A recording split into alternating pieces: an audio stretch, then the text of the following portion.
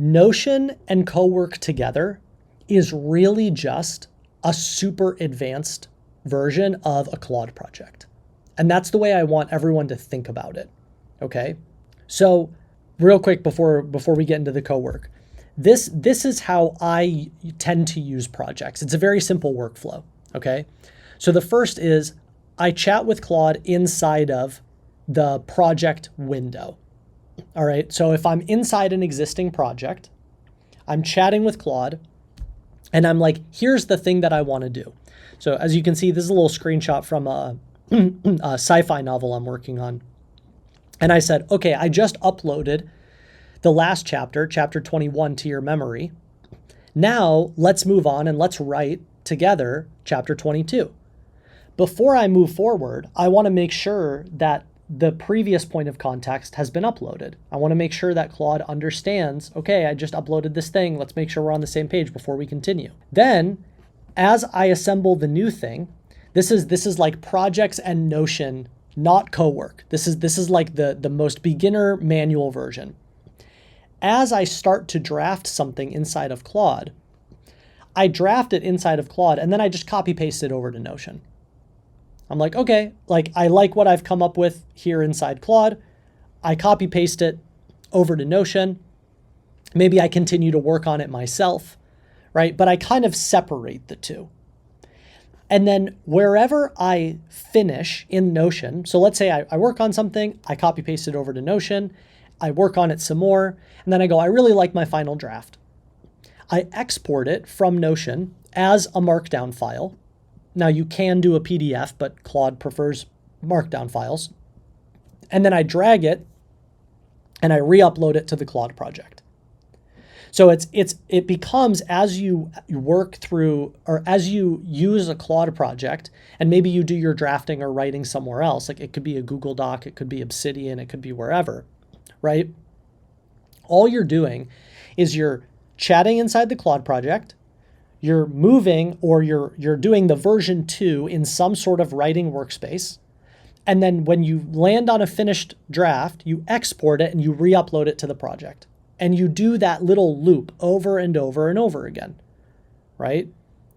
So does everyone understand? This is like the V1, this is the beginner version of where this is going to go with Cowork. Yeah, so Hillary, that's an important distinction. You don't take the final draft and then re-upload it to the chat. Because if you re-upload it to the chat, you're basically just saying, hey, Claude, I just want you to remember this for now. If you re-upload it to the project's memory, like here inside files, you're saying, I want you to remember this forever. And so that's the difference, okay? So if you're iterating on something, yeah, you could throw it in the chat, you could go back and forth. But the whole key is once you land on a finished draft, you want that finished draft to go back into the memory. This is also why projects are so great for example, providing writing services for other people. Because every time you write, and like this is where it gets smarter over time, is every time you write a piece for a client and they approve it, that approved piece can go back into their client project, which means the project gets smarter over time. The project gets more context, right? Like what are all the things that this client talks about? And the client gets better and better at recognizing the style. You're like, oh, you've given me, 30 approved pieces inside this project. I have a good sense of how things should be written inside this project. So now, again, there's a reason why I'm walking through these things in steps. Claude Cowork and the way to think about using Cowork and Notion is it's all the benefits of a project plus the ability to do some of the work for you. Okay? So in a project, think of a project as sort of one big README file. The inside of a Claude project, Claude can't really do things on your behalf. It can't go into the memory and then pull, chapter 12 that you wrote 6 weeks ago and then proofread it and then make some changes to it and then re-upload it to its memory. It can't do that work for you. What it can do is it can read information and give things back to you as ideas, right? Like the chat, it can interact with the files, it can interact with the content, but it can't do anything with it. And that's the limitation. So that's why projects are great for super beginners, because it's a way of dipping your toe in the water so you can start to get a feel for, okay, if I give Claude more context, it can give me back information. Where this goes with Cowork is with Cowork and Notion, it's everything that you can do with projects, except now Claude can work with you or work on your behalf. So it is more advanced, it's more automated, there is slightly more room for error. So I'm going to walk through a couple use cases of like how I would encourage you to approach this, but it has more capabilities. And this is where once you sort of become proficient with projects, with Cowork, as you understand the things that you can ask for or the things that you can instruct it to do, your leverage starts to run away because now you aren't the one having to do everything. Now you have a little robot that can do things on your behalf, okay?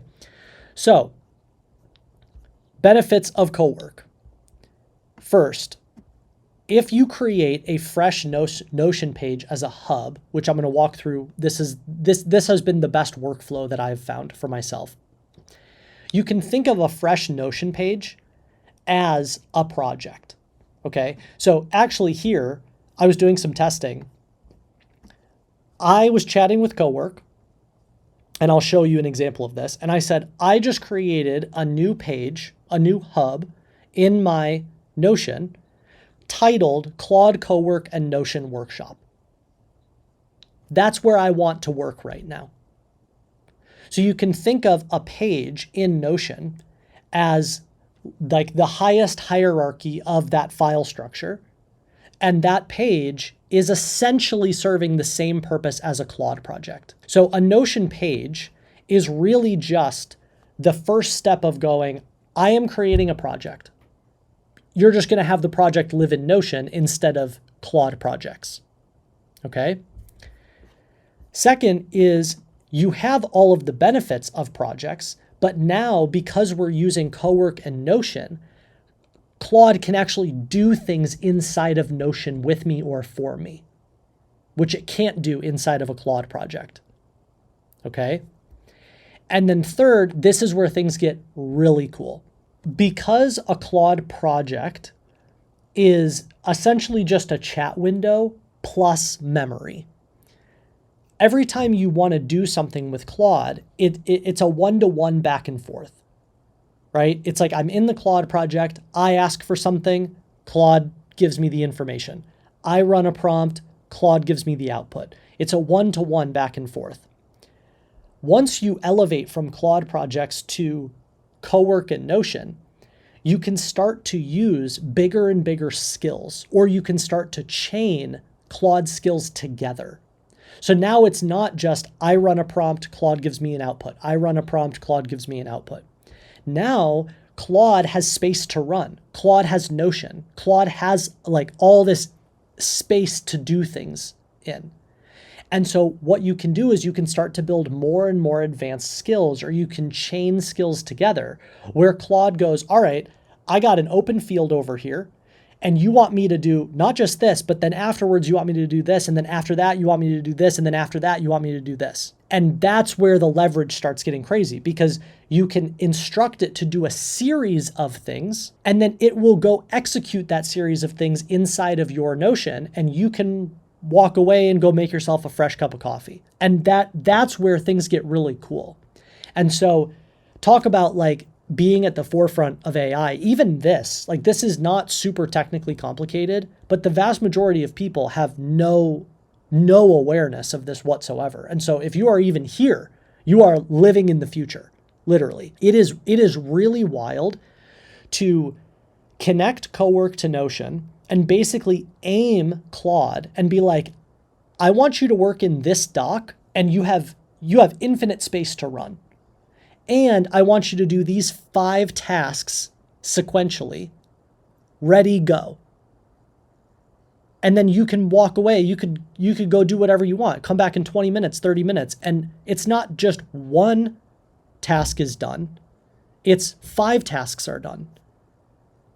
And that's where things get really cool. Real quick, if you want to write online but aren't sure where to start, click the link in the description of this video and check out startwritingonline.com. This is a free masterclass I put together sharing all of our most helpful frameworks for beginners, like proven hooks to capture your target reader's attention, where to write online to get the most distribution on your work, and little growth hacking tips to build your social audience and email list faster. Over 100,000 writers have gone through this free masterclass, and many even send us emails afterwards thanking us for sharing such valuable information for free. So click the link below this video to check it out and make this year the year you start seeing success from your writing online.